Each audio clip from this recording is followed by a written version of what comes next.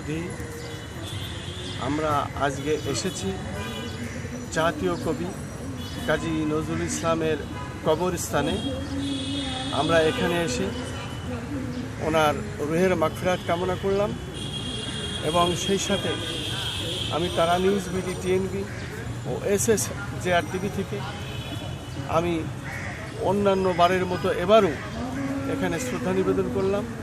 বিশেষ করে আমাদের সংগঠনগুলো নিয়ে global journalist council in Bangladesh এর পক্ষে আমরা এসেছিলাম এবং আমরা আজও জোর দাবি জানাচ্ছি যে জাতীয় কবি কাজী নজরুল ইসলামের নামে একক একটি জাদুঘর নির্মাণ করা হোক এবং এই দাবি আমাদের দীর্ঘদিনের।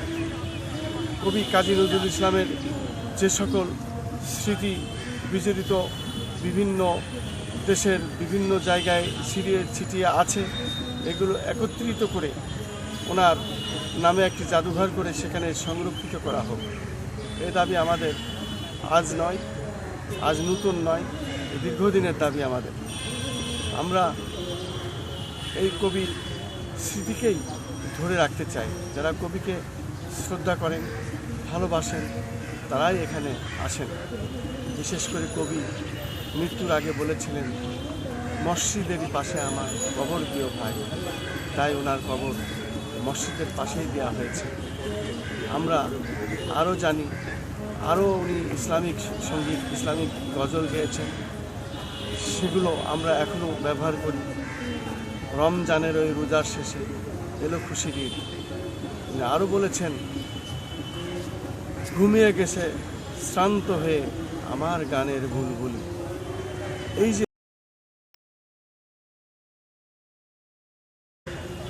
লেখাগুলো উনি লিখে গেছেন এই ক্ষুদ্ধার কলমের মাধ্যমে, আজকে আমাদের এসব কথাগুলো মনে পড়ে।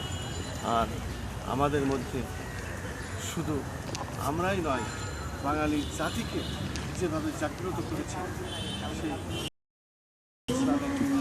কবরস্থানে এসে আমাদের সব কথা আমাদের হৃদয় নিংড়ানো ভালোবাসাটুকু আমরা এই শ্রদ্ধার মাধ্যমে এখানে নিবেদন করি। প্রত্যেক বছরই আমরা আসি জন্ম এবং মৃত্যু দিবসে। আমি বলতে চাই যে সারা বাংলাদেশ থেকে নয়, শুধু সারা পৃথিবী থেকে এইখানে মানুষ আসেন এবং তার সমাধিতে এসে শ্রদ্ধা নিবেদন করেন।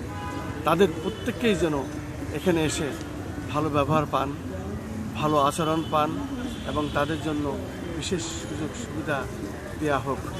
আমি এই দাবি জানিয়েই আজকে এখানে শেষ করছি।